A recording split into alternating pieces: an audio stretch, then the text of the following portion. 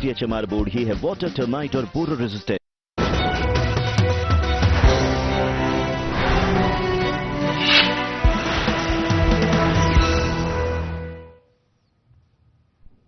नमस्कार, उत्तराखंड की खबरें लेकर मैं हूं आपके साथ संदीप निरंजन सरकार। बुलेटिन की शुरुआत करेंगे, लेकिन उससे पहले एक नजर इस वक्त की सुर्खियों पर। देहरादून स्थित एक विद्यालय का 38वां वार्षिकोत्सव कार्यक्रम में मंत्री गणेश जोशी ने की शिरकत। मंत्री ने बच्चों के उज्जवल भविष्य के लिए की कामना। विकास कार्यों का लोकार्पण और शिलान्यास। डोभालवाला में विकास कार्यों का लोकार्पण और शिलान्यास। मंत्री गणेश जोशी ने विकास कार्यों का किया लोकार्पण। हरिद्वार में कैंसर जागरूकता शिविर का आयोजन। निःशुल्क स्वास्थ्य परीक्षण शिविर का आयोजन। विधायक मदन कौशिक ने शिविर का किया शुभारंभ। मसूरी नगर पालिका परिषद के अध्यक्ष पद का चुनाव को लेकर कार्यकर्ताओं की तैयारी तेज। नगर पालिका में पहली बार हुई ओबीसी महिला सीट। नैनीताल में सुशासन सप्ताह का जिला स्तरीय कार्यशाला। मानव विकास सामाजिक विकास पर चर्चा। स्वास्थ्य प्राधिकरण अध्यक्ष की अध्यक्षता में कार्यक्रम।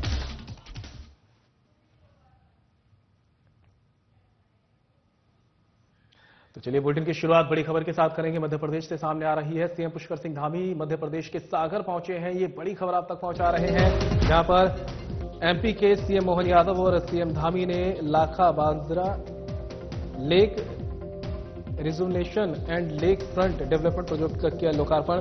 सीएम धामी को सुनने उमड़ा जन सैलाब। उत्तराखंड के साथ देश में भी बढ़ रही है सीएम धामी की लोकप्रियता। सीएम धामी ने सागर में बिताए बचपन के दिनों को किया याद। मध्य प्रदेश सरकार को 1 साल पूरा होने पर दी बधाई। मध्य प्रदेश तेज गति से बढ़ रहा आगे और विकास की ओर, कहना सीएम धामी का। सागर की भूमि और जनता मेरे लिए रखती है विशेष स्थान। सागर की भूमि से मेरा रिश्ता टूट।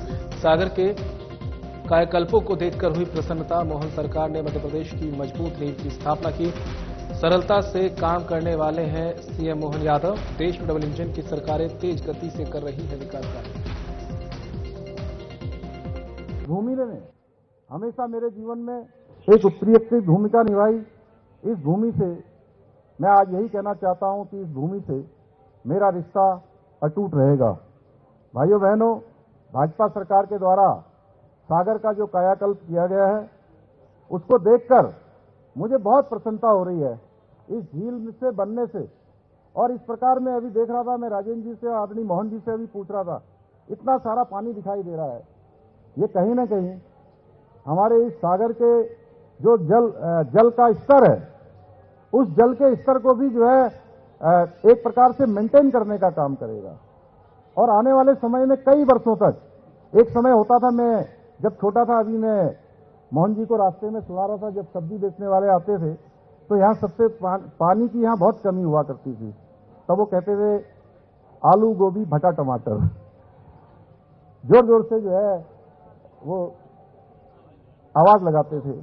तो मेरे स्मरण में है बहुत सारी बातें यहाँ की।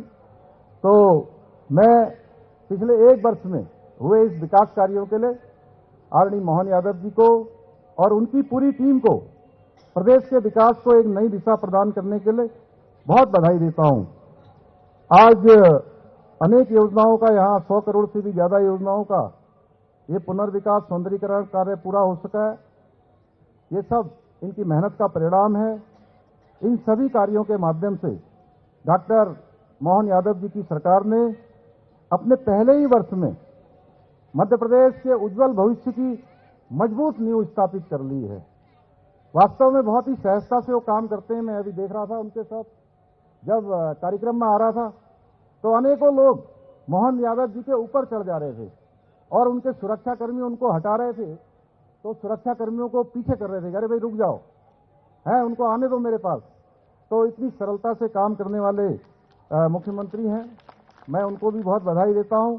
मुझे विश्वास है कि आने वाले अपने आगामी कार्यकाल में आदरणीय मोहन जी के नेतृत्व में मध्य प्रदेश और तेजी से विकास करेगा। अनेक हमारे मंत्रीगणों ने, विधायकों ने जो यहाँ पर अनेक अभिलाषाएं उनके सामने प्रकट की हैं, अनेकों अपेक्षाएं की हैं, निश्चित रूप से उन अपेक्षाओं को पूरा करेंगे। और आज पूरे देश के अंदर जो डबल इंजन की सरकारें हैं, वो डबल इंजन की सरकारें बहुत तेजी से विकास कर रही हैं।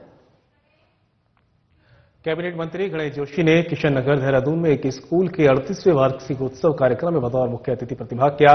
कार्यक्रम का शुभारंभ कैबिनेट मंत्री गणेश जोशी ने दीप प्रज्वलित कर किया। कार्यक्रम में बच्चों ने मनमोहक कार्यक्रमों की प्रस्तुति से दर्शकों को मंत्रमुग्ध कर दिया।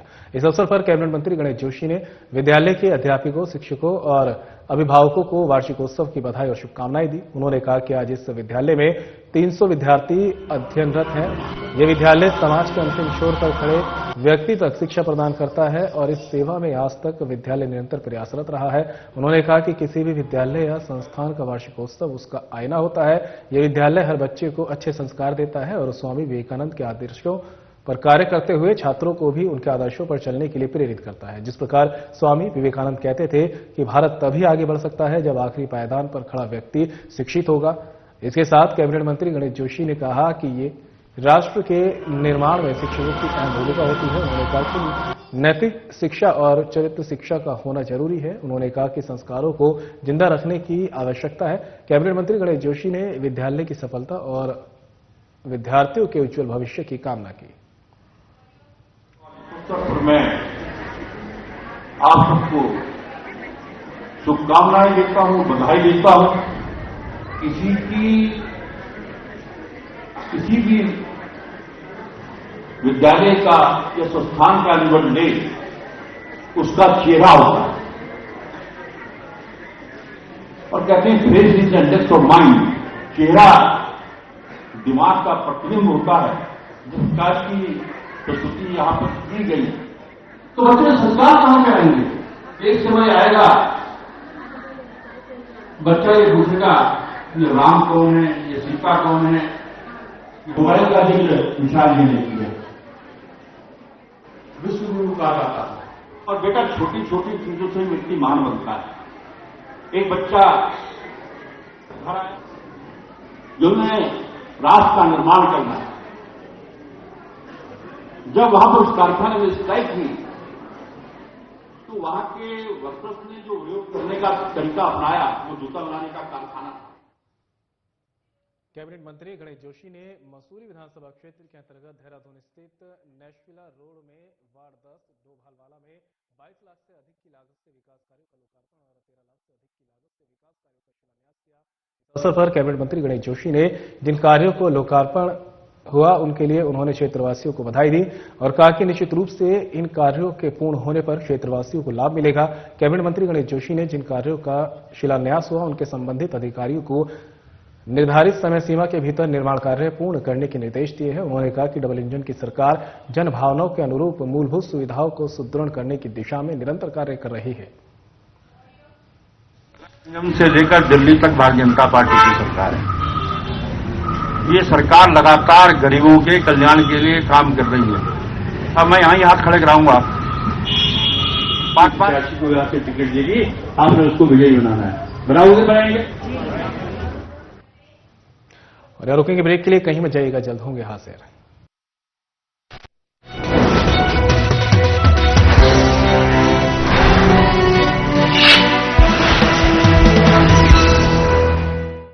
भूमि उत्तराखंड, ये पवित्र धरती हर वर्ष गर्मियों के महीनों में लाखों चार धाम यात्रियों और श्रद्धालुओं का स्वागत करती है।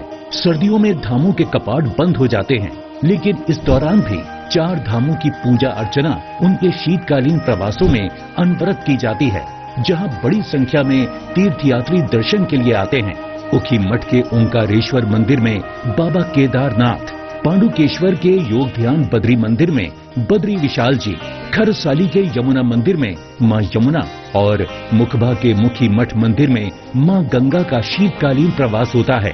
चार धाम के साथ साथ कार्तिक स्वामी, महासु देवता, मां हाट काली, जागेश्वर धाम, नैना देवी, कैची धाम सहित बहुत से धार्मिक पौराणिक महत्व के मंदिर हैं, जहां प्रतिवर्ष लाखों श्रद्धालु हर मौसम में शीश नवाने आते हैं। प्रधानमंत्री श्री नरेंद्र मोदी जी के मार्गदर्शन और मुख्यमंत्री श्री पुष्कर सिंह धामी जी के नेतृत्व में राज्य सरकार का संकल्प है कि श्रद्धालुओं के लिए इन तीर्थ स्थलों के दर्शन पूरे साल सुगम और सुरक्षित रूप से होते रहें। हमारी सरकार प्रयास कर रही है कि यात्रा शीतकाल में भी चले, ताकि चारों धामों के दर्शन का लाभ हमारे सभी श्रद्धालुओं को, देश विदेश के पर्यटकों को मिलता रहे। सर्दियों के मौसम में धार्मिक स्थलों के दर्शनों के साथ साथ उत्तराखंड में अनेक मनमोहक पर्यटन स्थल हैं, जहां यात्रियों को सर्दियों की खिली धूप, बर्फ से ढके पहाड़ों, निर्मल नदियों, झीलों की खूबसूरती का एक अलग ही अनुभव होता है। पर्यटकों की सुविधा के लिए सभी पर्यटन स्थलों और यात्रा मार्गों पर ठहरने की सुविधाओं और आवश्यक सेवाओं के पर्याप्त इंतजाम किए गए हैं। आइए आप भी इन सर्दियों में उत्तराखंड में आध्यात्म और पर्यटन का आनंद उठाइए।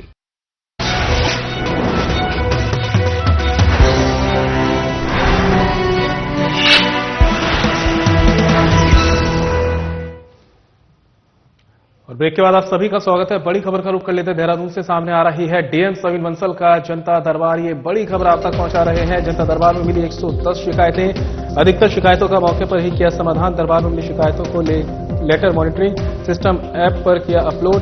डीएम के अधिकारियों को कड़े निर्देश। जन सुनवाई में मिली शिकायतों का समय पर करें निस्तारण। जनता की शिकायतों को गंभीरता से सुने। शिकायतों को गंभीरता से न लेने वालों पर होगी सख्त कार्रवाई।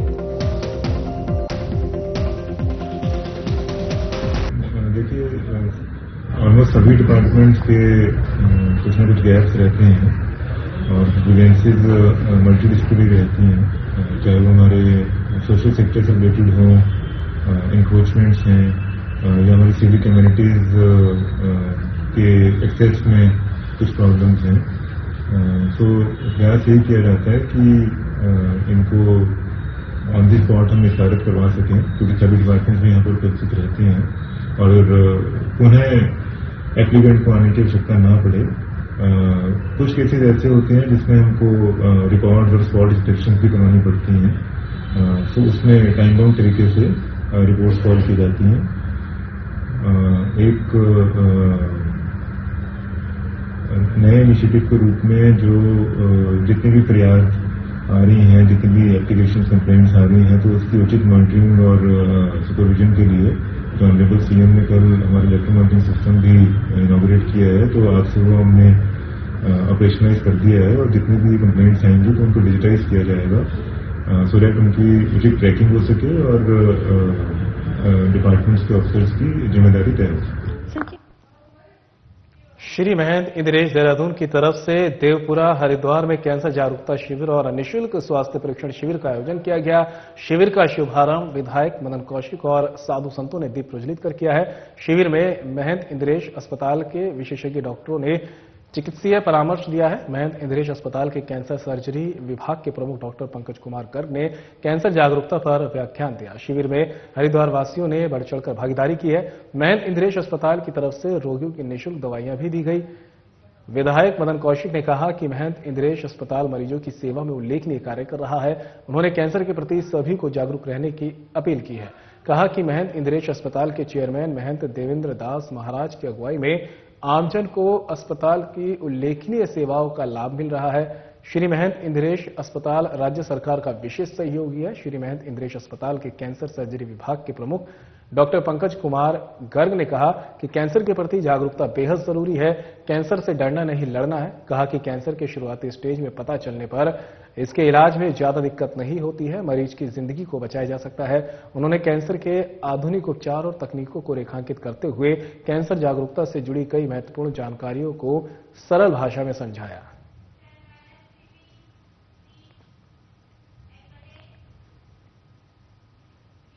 नगर पालिका परिषद मसूरी के अध्यक्ष पद की सीट ओबीसी महिला होने से जहां बीजेपी ने कार्यकर्ताओं को चुनाव के लिए तैयार रहने के लिए कहा है, तो वहीं कांग्रेस पार्टी ने भी अपने उम्मीदवारों के नाम पर कार्य करना शुरू कर दिया। हालांकि ओबीसी महिला सीट को लेकर विभिन्न लोगों ने आपत्ति दर्ज की थी, लेकिन आपत्तियों के निस्तारण के अंतिम दिन उत्तराखंड शासन शहरी विकास विभाग द्वारा मसूरी नगर पालिका सीट पर ओबीसी महिला पर मुहर लगा दी गई है। वहीं अध्यक्ष पद की संभावित दावेदारों ने क्षेत्र में भ्रमण शुरू कर वोटरों को रिझाने में जुट गए हैं। वहीं बीजेपी मसूरी मंडल अध्यक्ष राकेश रावत ने सरकार का आभार व्यक्त किया है। उन्होंने कहा कि मसूरी नगरपालिका में पहली बार ओबीसी महिला सीट हुई है, जिससे साफ जाहिर है कि बीजेपी सरकार मातृशक्ति के प्रति जागरूक है। उन्होंने कहा कि भारतीय जनता पार्टी नगर निकाय चुनाव को लेकर तैयार है और सभी सीटों पर बीजेपी परचम लहराएगी। वहीं शहर कांग्रेस अध्यक्ष अमित गुप्ता ने कहा कि ओबीसी महिला सीट होने से जहां महिलाओं को सम्मान मिला है, वहीं कांग्रेस पार्टी के पास अध्यक्ष पद के लिए 7 लोगों के आवेदन आए हैं। साथ ही सभी वार्डों में सभासद तैयारी में लगे हैं। कांग्रेस पार्टी पूरे दमखम के साथ चुनाव लड़ेगी। देश आजाद होने के बाद पहली बार मसूरी को ओबीसी महिला सीट करने के लिए, क्योंकि पहली बार महिला सीट हुई है तो महिलाओं को लड़ने का सौभाग्य मिला है।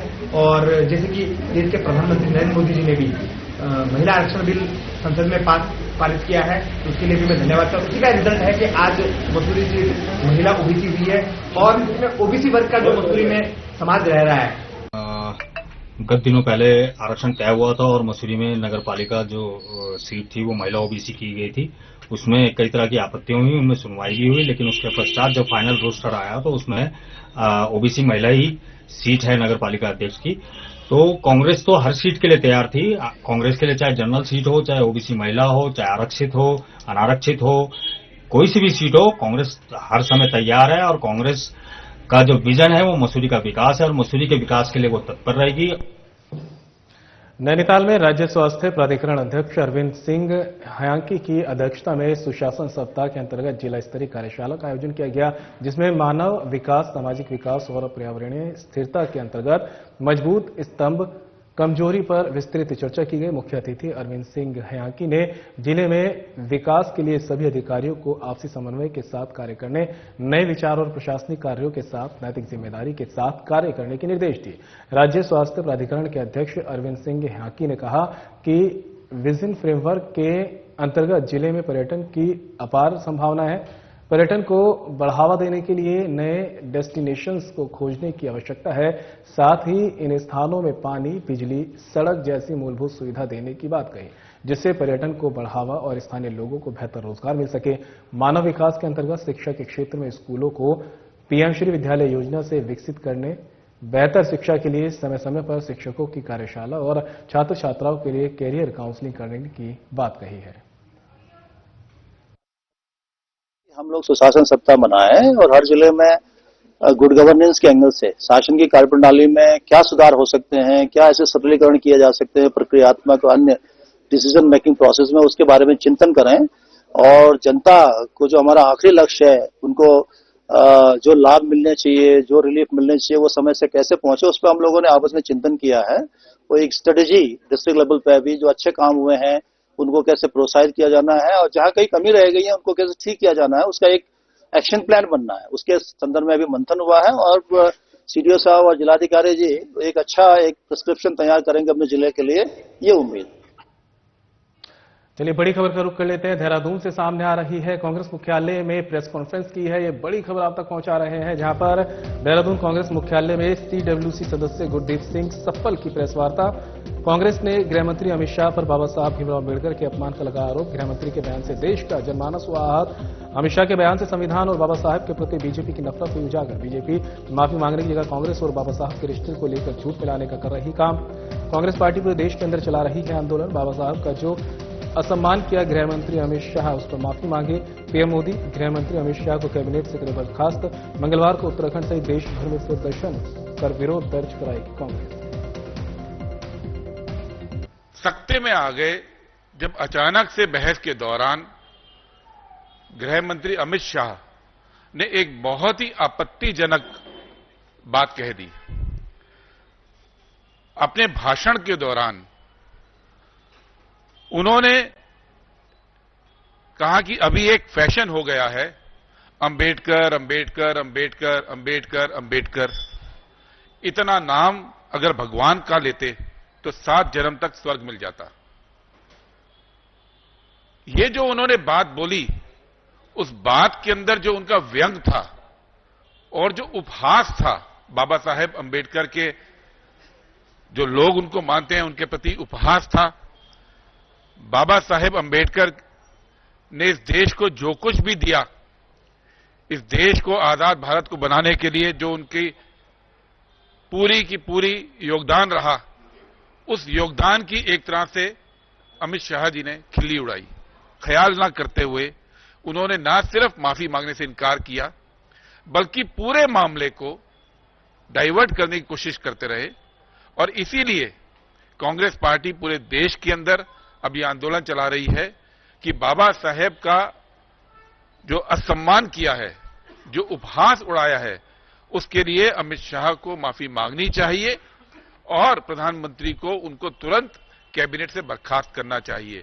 और ये ऐसा नहीं है कि हम लोग केवल बात कर रहे हैं, ऐसा नहीं है, क्योंकि गृह मंत्री का पद वो पद होता है जो संविधान को लागू करने में सबसे महत्वपूर्ण पद होता है। कि संविधान निर्माता का उपहास उड़ाते हैं तो पूरी संवैधानिक व्यवस्था पर एक प्रश्न चिन्ह लगता है। इसीलिए लगातार कांग्रेस पार्टी ये मांग कर रही है कि उनको माफी मांगनी चाहिए और उनकी बर्खास्तगी होनी चाहिए। मोदी सरकार से अमित शाह की बर्खास्तगी होनी चाहिए। भीमताल कैंचला संगम समिति के तत्वाधान में महिलाओं द्वारा रंगोली पिछोड़ी ओढ़कर गेरुआ और चावल को पीसकर विस्वार बनाकर चौक लेखन कर आने वाले पीढ़ियों को संकेत दिया है। उनका मानना है कि कई वर्षों से यह परंपरा ग्रामीण क्षेत्रों से लेकर शहरी क्षेत्रों में भी देखने को मिलती थी, लेकिन अब सब पेटेंट सामग्री लाकर लगा देते हैं। कई महिलाओं का यह भी कहना है कि जो शुद्ध गेरुआ और विस्वार बनाकर देहली, मंदिर आदि चौक लिखे जाते हैं वो शुद्ध पेटेंट सामग्री से नहीं है। उन्होंने सभी से अपील की है कि यह परंपरा को बनाए रखें, इसे लुप्त ना होने दें।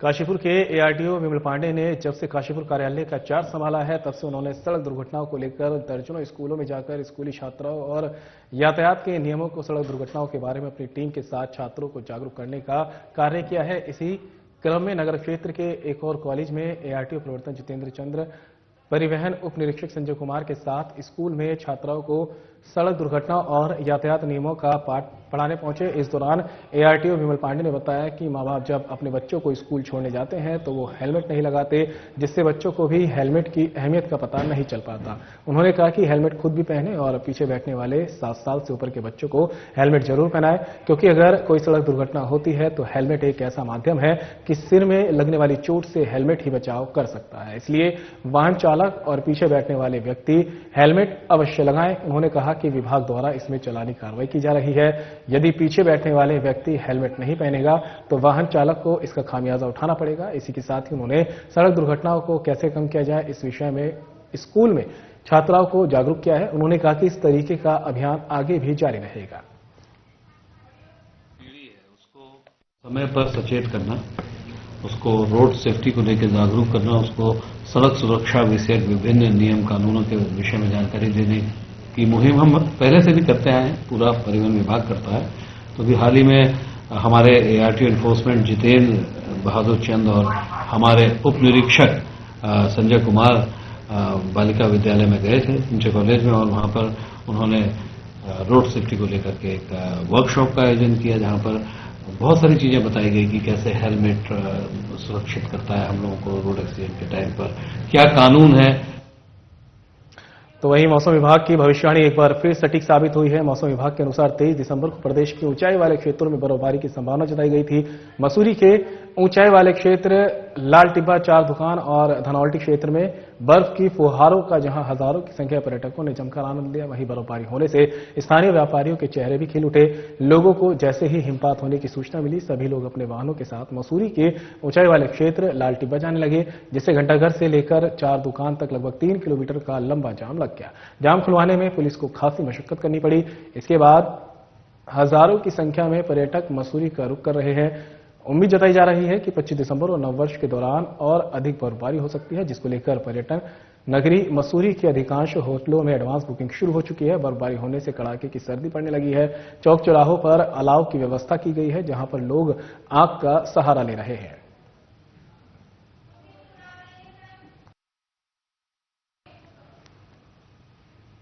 और देहरादून से इस बीच बड़ी खबर सामने आ रही है। निकाय चुनाव की तारीखों का हुआ ऐलान। ये बड़ी खबर आप तक पहुंचा रहे हैं देहरादून से, जहां पर 27 दिसंबर से 30 दिसंबर तक होंगे नामांकन। 31 दिसंबर और 1 जनवरी को होगी जांच। नाम वापसी की अंतिम तिथि 2 जनवरी, 3 जनवरी को मिलेंगे चुनाव चिन्ह।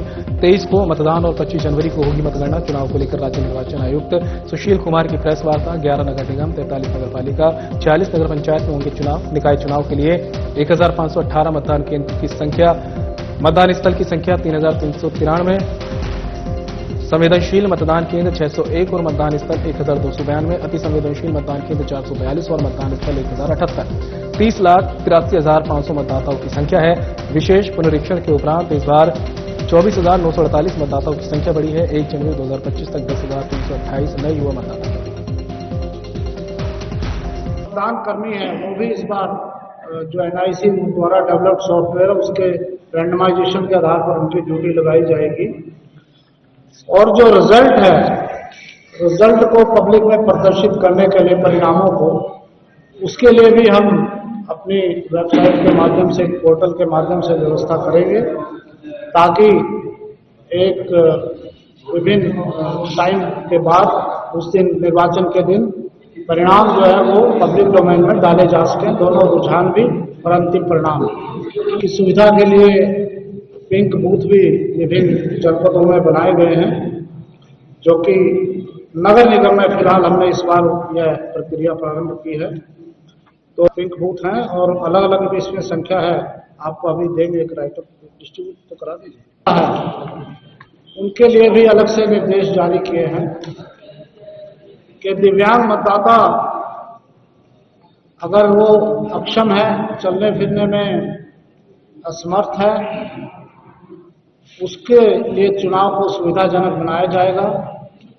अगर वो विधायक दिया जा सकता है उसकी इच्छा अनुसार।